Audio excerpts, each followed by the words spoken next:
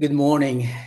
It's Thursday, May 14th, and this is the 127th Table Talk. So it's monthly Table Talk, and we started back in 2015. We move around, and then COVID happened. Then I started doing this podcast, of course, virtually. But I'd like to talk to you about today two things, which is Forward Movement and Groundwater Institute. Before that, let me start with prayer.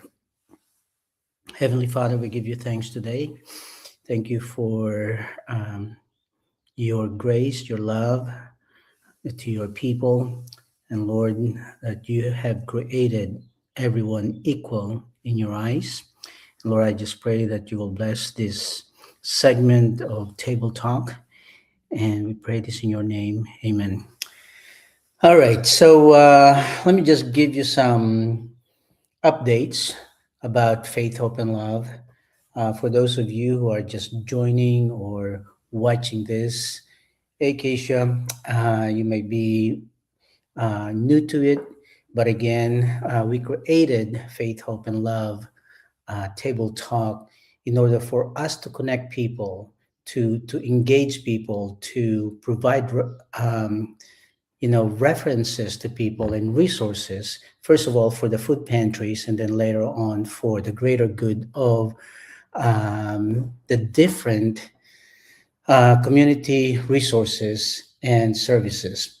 So today we're going to talk again about Forward Movement by Indianapolis Foundation and their partnership with Groundwater Institute, which is it's about working to disrupt anti-racist things that's happening in our country. For the updates, this coming July, we're going to have our first art gallery. We're still in the works on that, but if you are interested in joining us as an artist or you want to be part of the planning, it's coming up. Um, Again, July, which is just a few weeks, to go. And you may contact Selena Wilborn, and she's our coordinator for this event.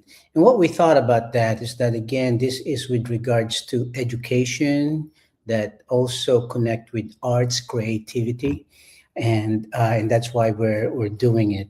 So just we will keep you posted regarding the art gallery in July. And then coming up in July also is my mission trip to Kenya.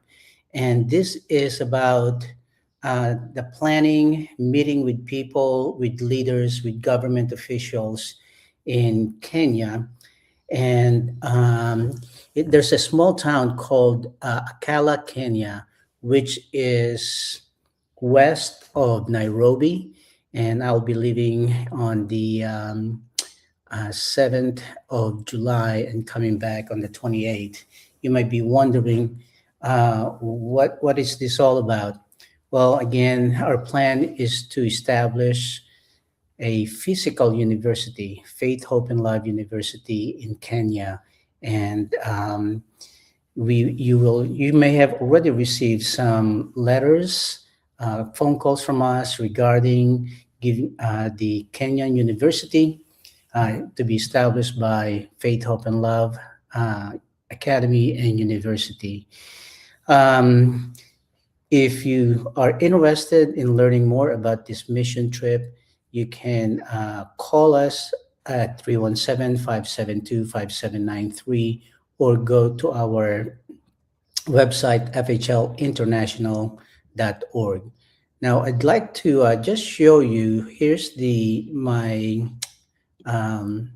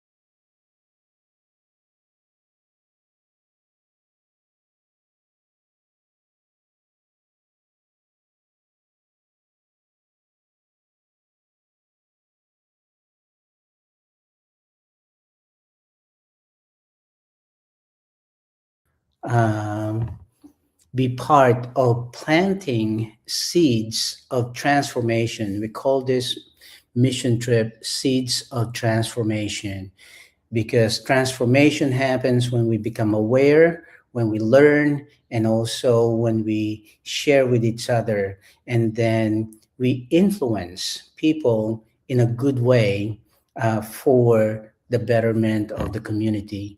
So, again, I'll talk more about that. Mission trip to Kenya called Seeds of Transformation. Then in July, we will have our 7th year golf outing. We call it FHL Golf Classic. And of course, it's a charity golf classic, and we're looking forward to that. It has became like a yearly. Again, this is our 7th year, and we now have people who are following it and waiting for this event on a yearly basis. Again, you will find that out on our website. We will be updating that very soon. But let me share with you about this. Hold on a second here. Here we go. What it's called forward movement, and I was introduced to this forward movement a few years ago through Indianapolis Foundation, and then they changed it, and then now it's the 2.0 version of Indianapolis Foundation. It used to be called MVMT 10K, which is an app, but now it's a 2.0 version, and it says that it is a digital app designed to educate, engage, and mobilize individuals to be actively un- anti-racist while working to disrupt systemic racism. Through interactive learning, meaningful dialogue, and opportunities for real world action, forward movement helps you to deepen your understanding, strengthen your voice, and join others committed to building lasting change. So that's what forward movement that started several years ago, and then now through Indianapolis Foundation, they partner with Groundwater Institute. But let me just give you more information about the forward movement before we can move on uh, the Groundwater Institute. So I'm going to show you a video here of forward movement so you will have more information about it. So let me do this.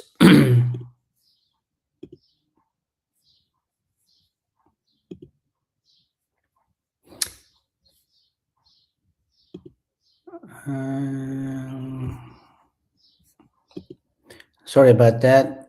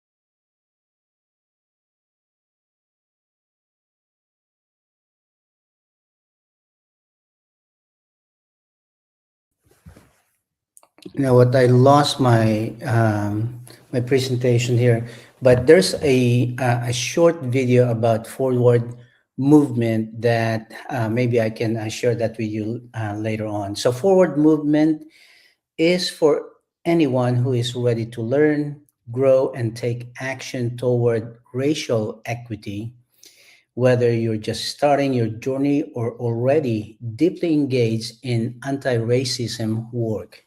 Individuals, community groups, organizations, and educators can all use the app to deepen understanding, spark conversations, and inspire meaningful change. So again, the forward movement is about to educate. So it's not just something that you talk about. It's something that you actually learn, that because of this anti-racism system is systemic. And I was introduced to it, and I was invited by Indianapolis Foundation, and they said that highly encouraged to um check the Groundwater Institute, and that's what the Groundwater Institute is all about. Um, it's about the anti-racist. So let me tell you about the Groundwater Institute. They are diverse collective of racial equity advocates, grassroots organizers, and strategy consultants who are committed to sharing a light on the root cause of the inequities in our society and driving large-scale transformation to build a more equitable future. So this, when I was first contacted by Indianapolis Foundation, I thought, man, this is a day and a half, and that's a lot of time invested. So but it just intrigued me, and then once I started listening and through these sessions, I was really intrigued, and I learned about the racism here in United States that it started many many years ago, actually at the foundation of our country. And so let me just tell you more about the Groundwater Institute.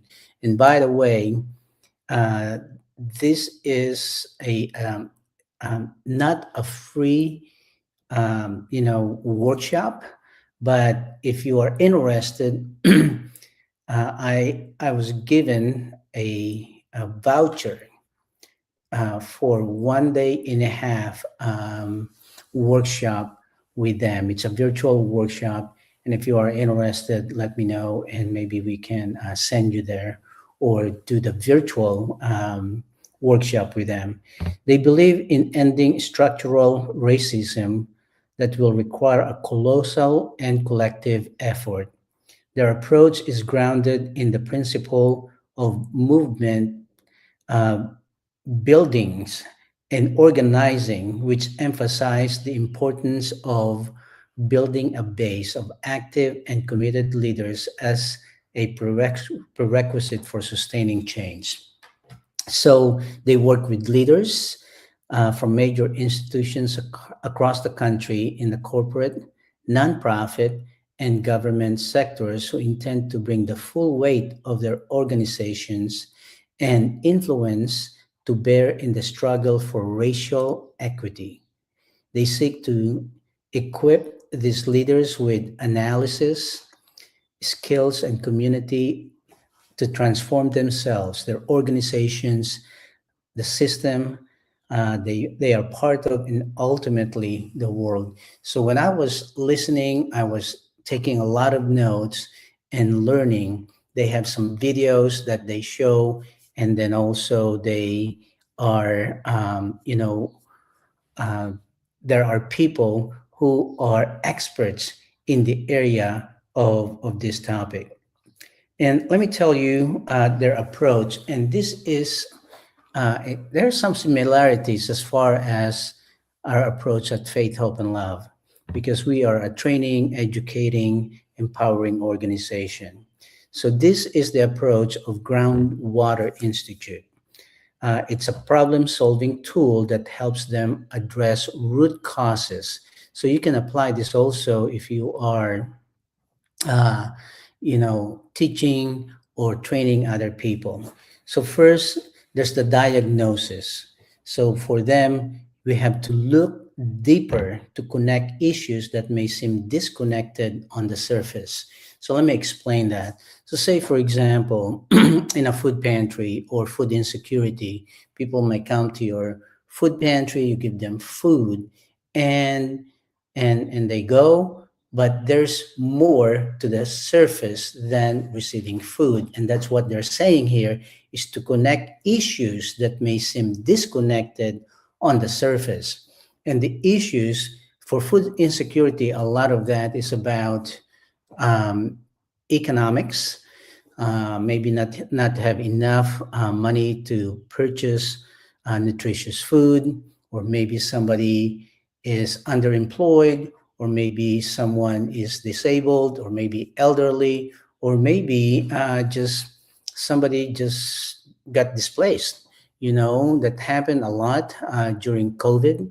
We have seen many people in the line, drive-through line, that they have nice cars and it's easy to judge them, but you don't know the other issues that may happen prior to lining up at the food pantry. They may be middle age, executive, middle management. A person may have been just displaced during COVID, and they only have, say, 3 months of savings. They have two cars, and then they have a home, and they can pay their health insurance, but the refrigerator is empty. So they have to go to food pantries to supplement that. And we have created SaltView, which is a software that actually measure the effect and the impact of people going to the food pantry socially and economically. You know how productive they may be at their job, if they are thinking about their children who's hungry, or maybe the accidents may happen, especially heavy equipment workers that driving this, say, tractor and thinking about the family left at home, or maybe a child, the lost income in the future because this child could have learned more, pay attention more with good nutrition. And how about health disparities? Zip codes here in Indiana, it tells you, by looking at the zip code, it tells you the uh, the average life expectancy of an individual as compared to other zip codes. That's because, again, of the disparities. And also, how about the crime? Crime system. These are seem that they are not connected on the surface, but they are, because, again, if a father of two children doesn't have a job, the children need baby food, and then he doesn't have enough income, may go to the street, sell drugs to get food for the children, and then the effect of that is crime, addiction, and all kinds of things, dysfunctionalities in the society. I heard of a story, and the mayor in the east side of Indianapolis started giving food to food pantries. And they found out that the main reason was that people go to the shelves, to Myers, and then they steal baby foods and then give them to their babies. And so now they are donating to food pantries. And I'm just hoping that because of that, the crime, the stealing, slow down or maybe eliminated, and then also a better society. So that's what it is. We have to diagnose what's happening, but in our society, whether it's a food pantry, a food insecure individual, an unemployed individual, or maybe the racism that's happening. So we need to connect those issues. Once we diagnose, we understand more as far as what seem like disconnected issues on the surface, but they are really connected. And then the next thing for them is shift from individuals to systems and how those systems shape outcomes. So, to explain that again from the food pantry perspective, is that we have to look at our current system. Our system is working where we became very good. The society, the government, the food pantries became very good in distributing food. In the line, to serve the line of people, we become very good at that, and nothing wrong with that. And I'm not bashing others because we also give food, but unless this system actually look into the individual's needs, it's going to be hard.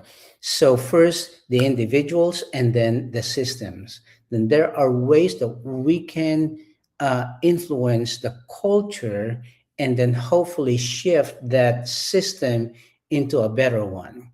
So, again, the system right now for most of the food access is measured by output, how much food you have given and how many people you have given to, which is okay. But again, what happens with that is, the disconnected that, giving food alone is not enough unless there's something that happens within inside of us.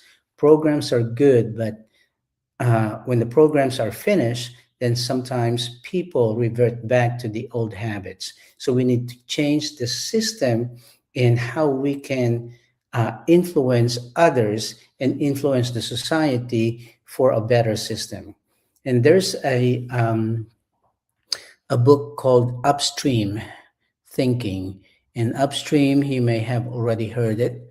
There were two people walking by the river, and then they saw, a couple people asking for help in the river. So they jump in the river, rescue those two people, and just before they take care of themselves and dry themselves, another two people came. They jump in the river again, and then they rescue them, and then they put the people in the bank of the river. And then just after that, two more people or three more people are floating and asking for help. So they helped them, and then they thought about it. What's happening? So they went upstream, meaning they want to diagnose what's happening. Why are people falling into the river over and over and over again?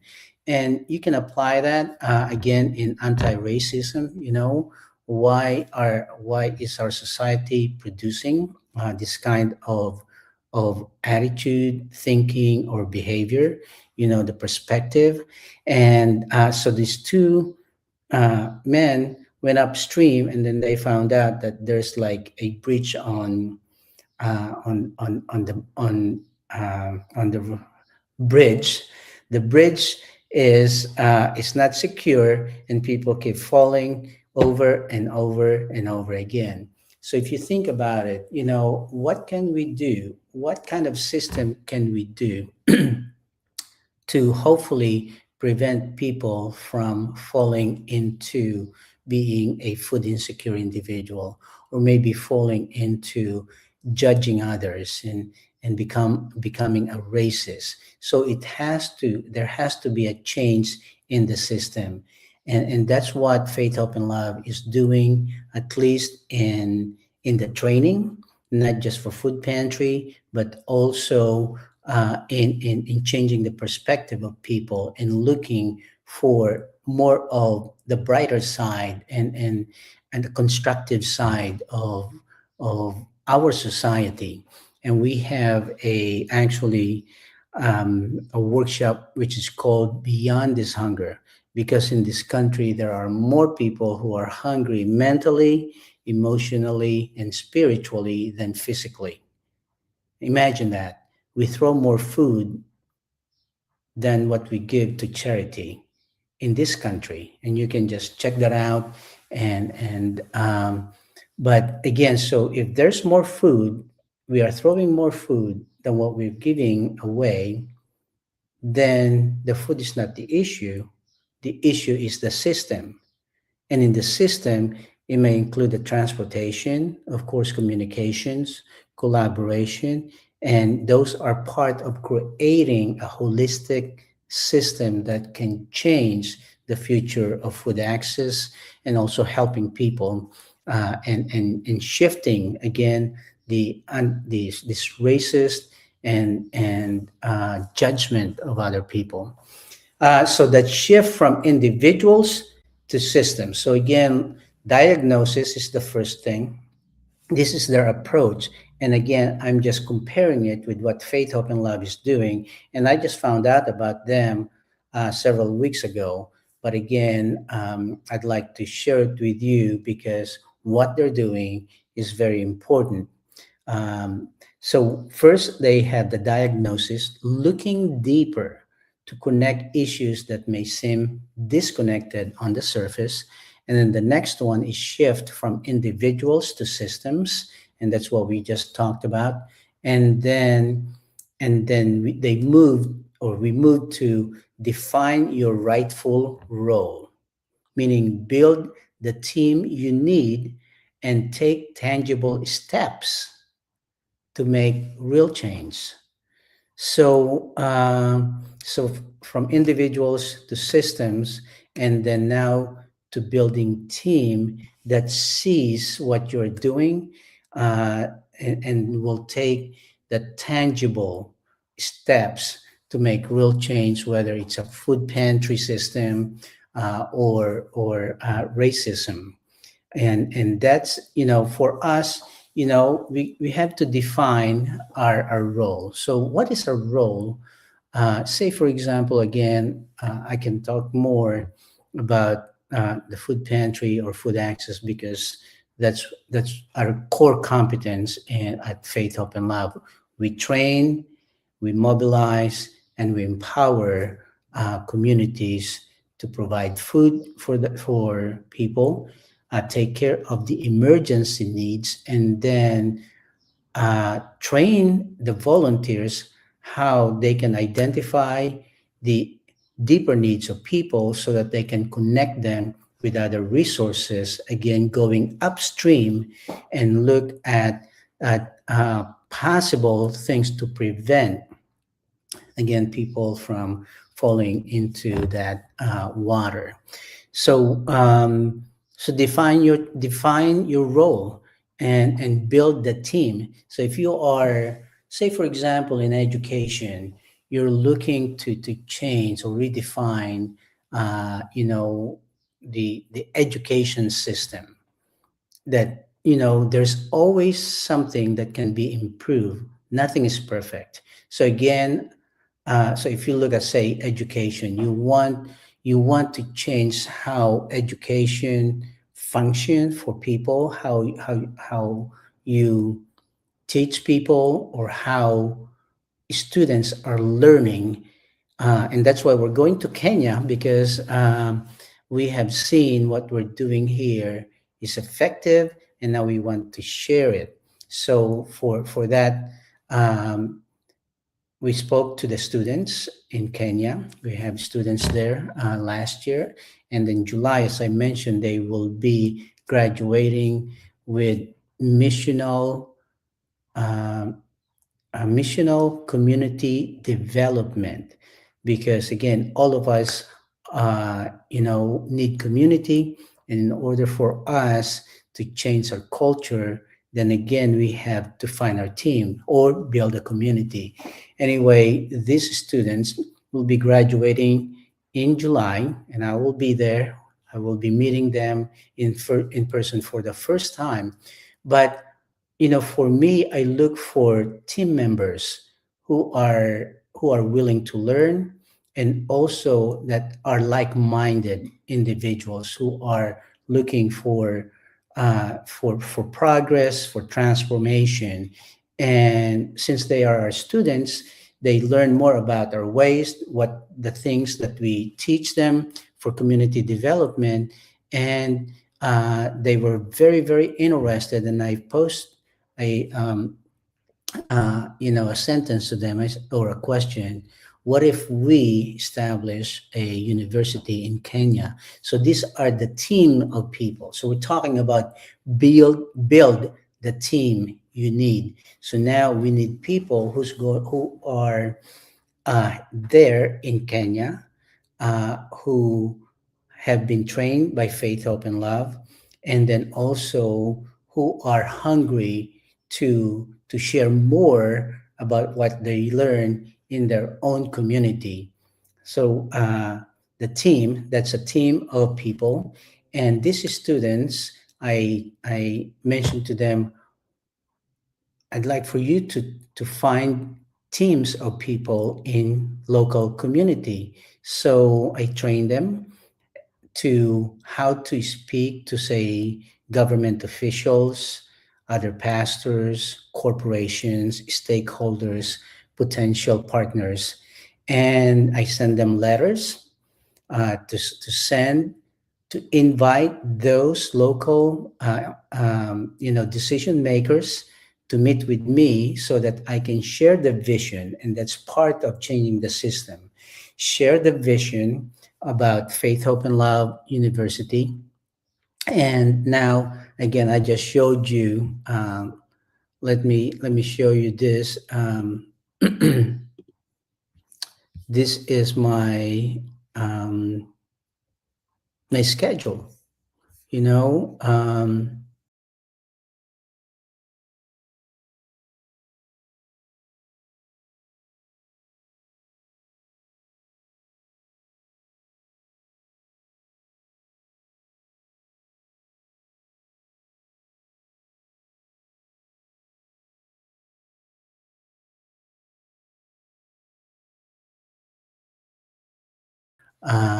the vision to invite them to the July 25th graduation.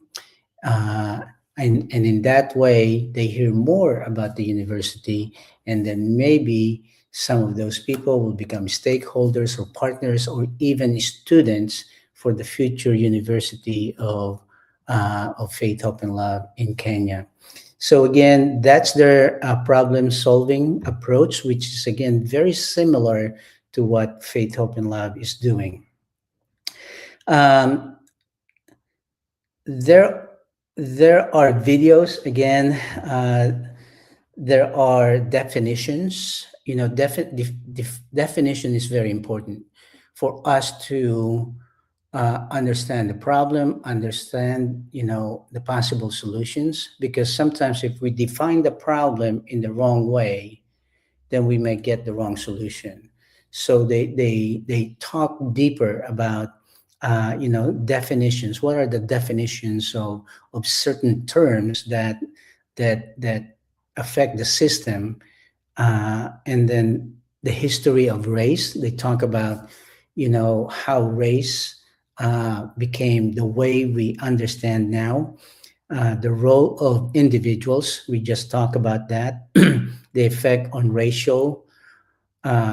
on other racial groups, race and intersectionality. Those are big words. Intersectionality. They talk about that, and then they provide you different resources.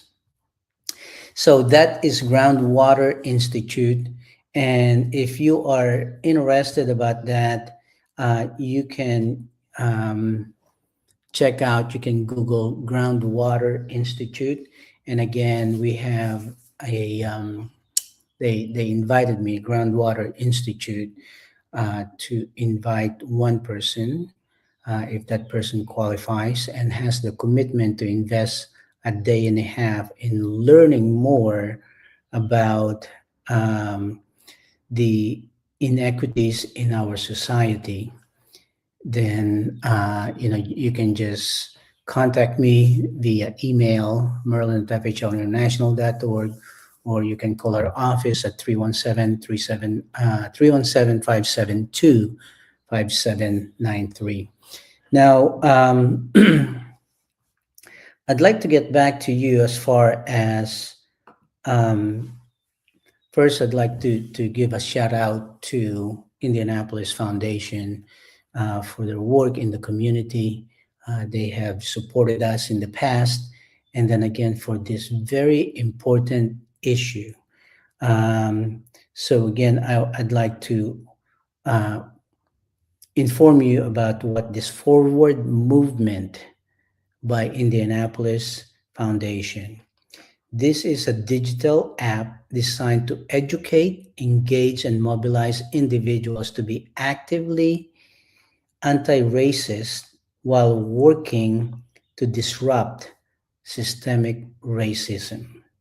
Through interactive learning, meaningful dialogue, and opportunities for real world action, forward movement helps you to deepen your understanding, strengthen your voice, and join others committed to building lasting change. So, what is the goal of forward movement?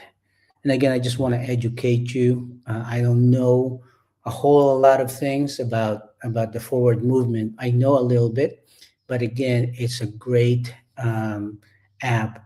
They said that their goal is to educate, engage, and mobilize people to address systemic racism in practical, sustainable ways. So there are two. These are two words again, and probably Keisha, some of you FHL staff or volunteers, you hear from me these two words: practical and sustainable. And that's what they have here too. I'm looking at the website here, that their goal is to engage and mobilize people to address systemic racism in practical, sustainable way. So first of all, practical. What does practical means? That means that beyond the academics, beyond the school, beyond the preaching, right? Beyond the Sunday school services, how can you apply those things that you learn in practically in the world? And that's what Faith, Hope, and Love does, whether it's our academy, university, Beyond This Hunger, or our United Food Missions, is the practicality of helping people, the practicality of how do you bridge the academic and the practical applications. And then another word, big word, is sustainable. Events are good and they have their own role, but if many events are not sustainable because it's almost like programmatic, like event, right? Let's go to give bottled water as an act of kindness every Saturday. That's event, but that's not sustainable. It may be, you may say, yeah, it's sustainable because it's every Saturday. But what I mean is that don't wait on Saturday to give bottled water to people. Do it every day. And I've done that in the past during summer. And I have, instead of giving money at a street corner for people asking for money, I just give them cold bottled water. And you can try that, but that's sustainable because that becomes part of your lifestyle. So, forward movement also says through bite sized historical lessons, guided reflections, and real world action steps, the app helps users build knowledge, challenge harmful systems, and contribute to a more just community. So now again, in practical ways with FHL, we are now testing our new software, which is called Pathway.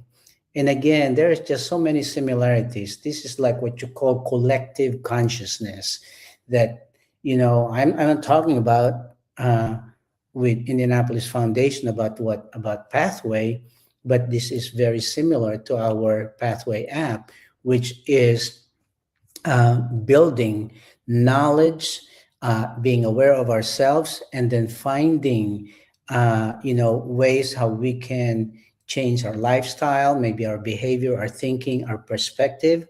that turns into reality, right? Our perspective become our reality, and then connect them through the app with the different resources in the community. And lastly, then I'll give you some more information about what's happening with Faith, Hope, and Love. Why is this needed in our community? That is a big question. Why is this needed in our community? Racial inequity has deep historical roots that continue to shape our daily lives. Many people want to be part of the solution, but don't know where to start and how to keep going. Again, I'd like to connect that to, um, with what we're doing when during our when pastors or maybe community leaders come to Faith, Hope, and Love. They want to give away food. They want to give solution to hunger, but they don't know how to start or how to keep going.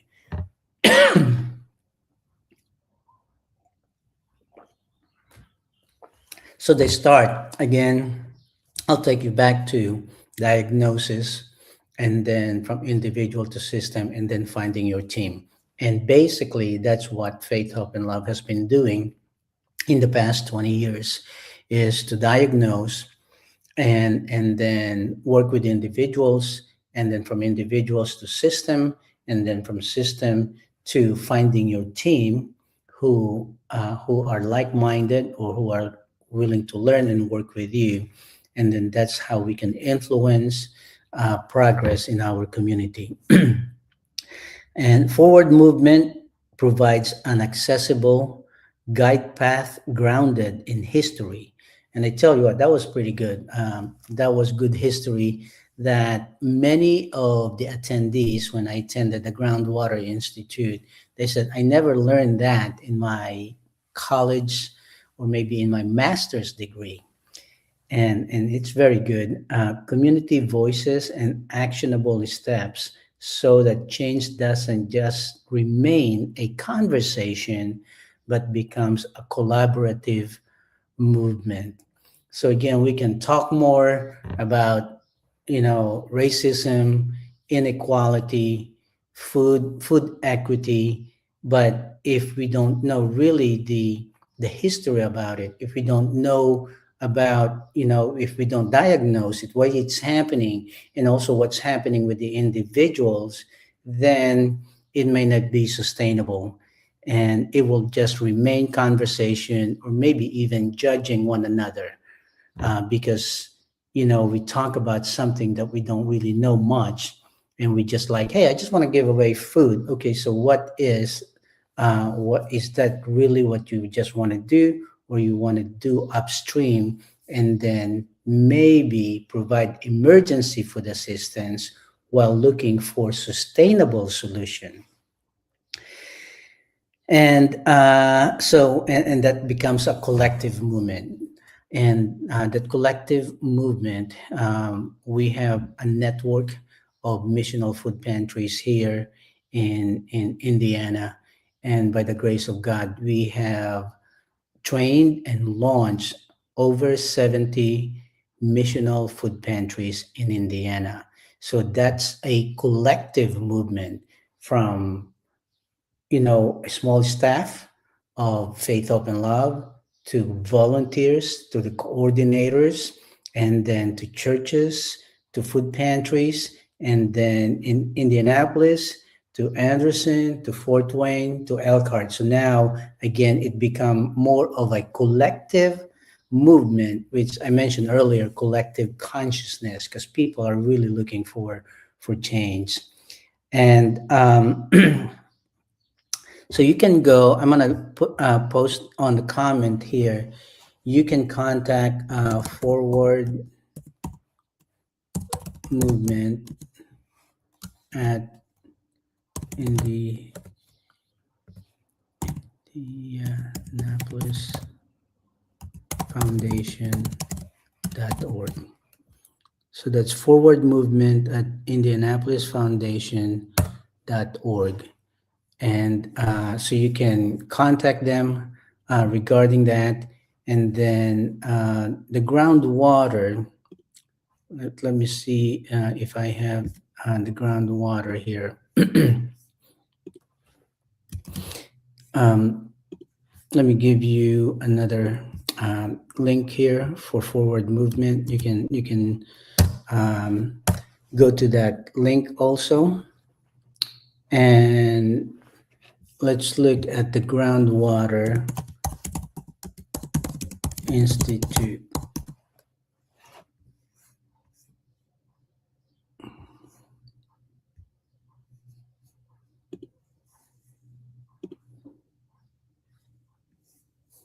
You know what? It's also under the Indianapolis Foundation.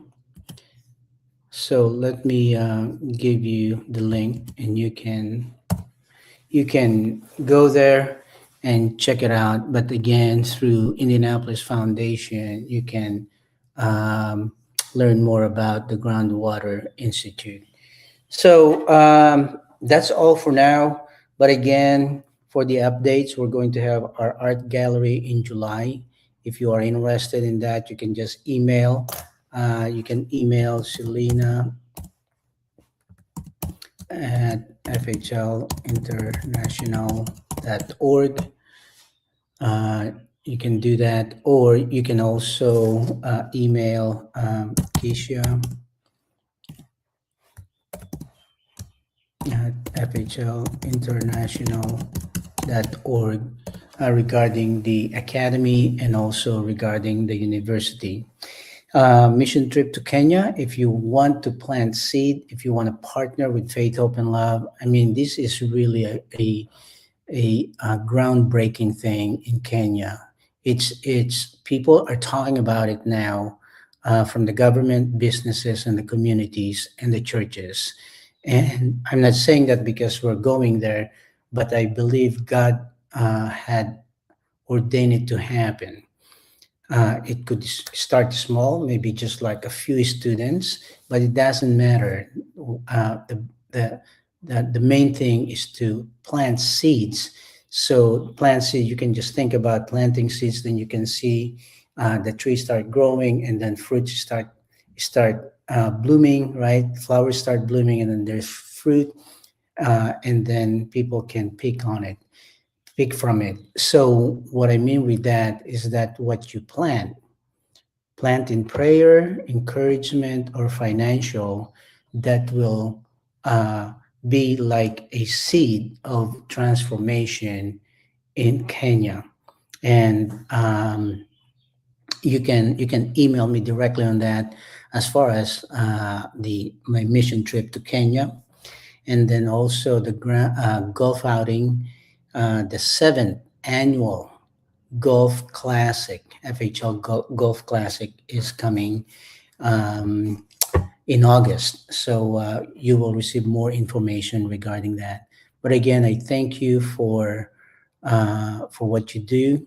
First, for God, for the community, for the family, and also for the community. So again, thank you for your time. Check out Forward Movement and also Groundwater Institute. God bless you, and I'll see you again next month.